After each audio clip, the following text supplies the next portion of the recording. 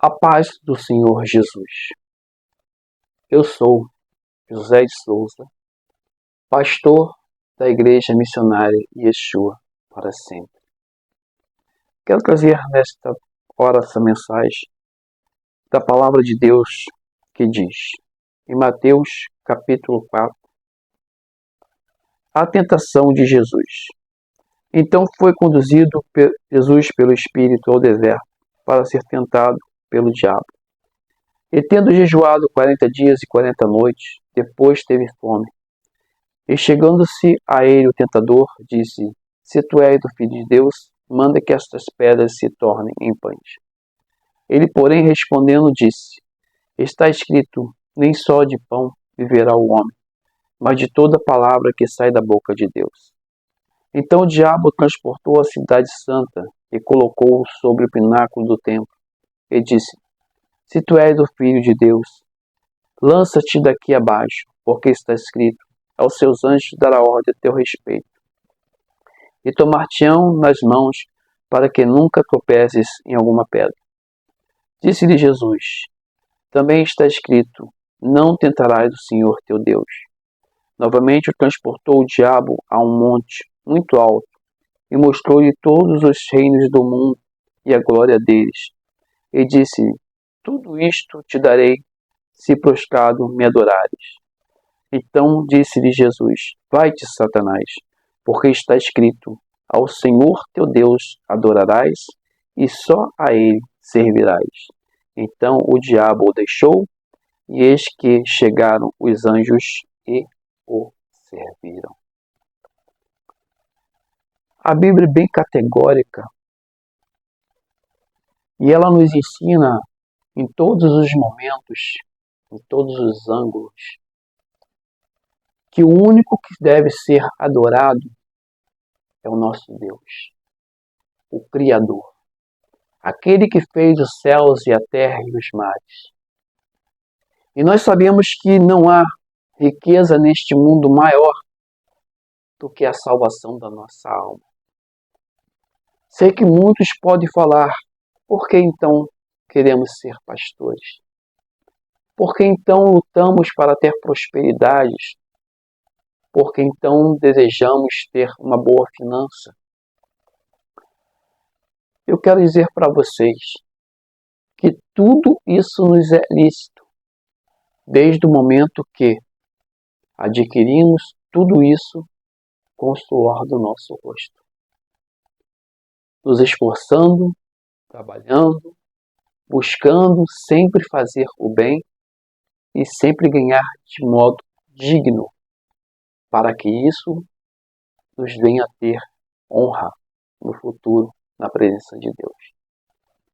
Sabemos que todos hoje, a maior parte, não vou generalizar todos, mas uma parte dos evangélicos, eles têm um objetivo de enriquecimento. Segundo a Bíblia, não é assim. Se nós formos olhar a palavra de Deus, lá em Atos dos Apóstolos, no capítulo 4 em diante, nós podemos observar que os apóstolos, após a morte de Jesus, eles pregavam o verdadeiro evangelho. E se vocês observar ali em Atos 4, quando José, um senhor, uma pessoa, ele vendeu a sua herdade, a Bíblia diz que ele depositou aos pés dos discípulos para fazer a obra, para repartir aos pobres. E a Bíblia fala que ao ser colocado aos pés dos discípulos aquele valor da sua herdade, os discípulos o fizeram conforme foi lhe ordenado, repartir aos pobres. Ao decorrer da palavra de Deus até chegarmos em Apocalipse, a Bíblia fala de todos os apóstolos de Cristo e fala sobre um homem também chamado Paulo, também apóstolo, não que andava com Jesus, mas que viu a Jesus no caminho de Damasco, a qual foi repreendido por perseguir o seu povo. E a Bíblia relata que este homem ele era rico, ele tinha uma finança boa, mas se você for observar o trajeto da liderança de Paulo, que abriu várias congregações em vários lugares, a Bíblia diz que este homem, ao terminar o seu tempo de vida, ele morreu pobre. Não consigo ver apóstolo nenhum com riqueza. Mas cada um dará conta do seu rebanho, conforme está apacentando o seu rebanho. Não sou eu juiz e não estou aqui para julgar ninguém, estou para pregar a palavra de Deus.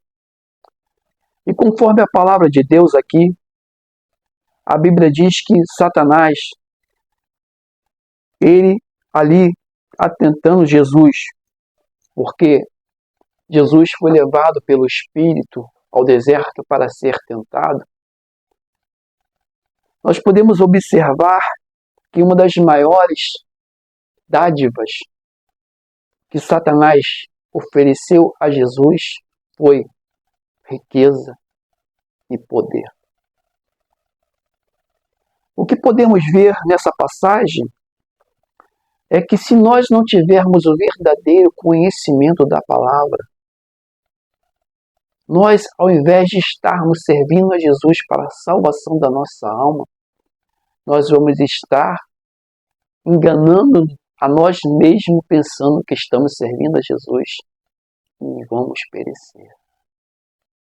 Porque essa é a visão do inferno. Essa é a visão do desejo do diabo. Aquele que veio para poder nos tirar da presença, para poder nos levar a um lugar a qual nós não podemos chegar nesse lugar. Não podemos. Porque segundo a palavra de Deus, o sacrifício de Jesus naquela cruz do Calvário não foi para que viéssemos a vir a perecer, a irmos para o lago de fogo eterno. Não, foi para a salvação da nossa alma. E se começarmos a observar a natureza de Jesus e meditar em sua palavra, nós vamos poder ver que não há a necessidade de sermos ricos financeiramente, mas ricos espiritualmente, do conhecimento da verdade. Porque a Bíblia chega a dizer que nós erramos por não conhecer as Escrituras e nem o poder de Deus. Quando nós passamos a meditar na palavra, nós podemos observar que cada dia que nós meditamos na palavra de Deus, cada dia que nós procuramos conhecer mais a vontade de Deus, nós podemos observar que ela nos afasta muito mais ainda da grandeza e da riqueza. Porque o próprio Jesus, ele disse que não veio para reinar, ele veio para servir. E nós sabemos que a parte de servo é a parte menor, é a parte que diz que a pessoa é submissa à maior.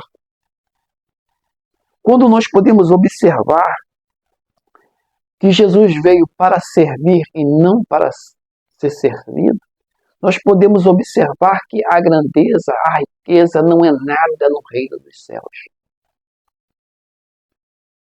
Nós podemos observar que quanto mais buscamos a Deus, menos nós temos vontade de enriquecer financeiramente. Porque o próprio Deus nos faz próspero no pouco. Porque assim também está escrito. Ser fiel no pouco, que no muito vos colocarei. Mas qual é esse muito? Qual é esse propósito de ser fiel em pouco? O propósito de ser fiel em pouco é saber que tudo nessa vida vai passar. Tudo nessa vida vai acabar. Nós não temos uma carne eterna. Nós temos uma alma eterna. Nós temos uma alma que após a nossa morte, ela vai ter um destino. Na verdade, são dois. E qual será o destino que você quer para a sua alma hoje? Porque nós sabemos que todos nós temos um tempo de vida. Como eu já preguei em um vídeo meu, nós temos um tempo de vida. E esse tempo de vida ele tem que ser bem aproveitado. Quando Satanás ofereceu toda a riqueza deste mundo para Jesus, talvez a Bíblia não está escrita,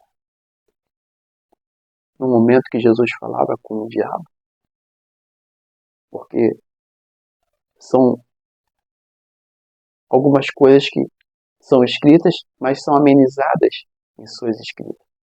Mas naquele momento Jesus podia ter falado para ele, calma aí, como você me oferece riqueza, se lá no livro de Ageu está escrito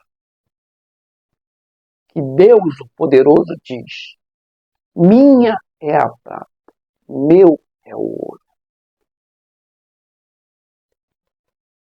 Se está escrito que Deus tem, não está escrito que Satanás tem. Se é de Deus, nós temos que adorar a Deus. Porque dele é o ouro, dele é a prata. Dele é o poder, dele é a glória. Satanás não tem poder para nada. Ele não tem riqueza para nada. Quando você vai lá no livro de Jó, no capítulo 2, você vai observar que Satanás vai diante do Altíssimo. E quando ele chega diante do Altíssimo, ele declara sobre Jó.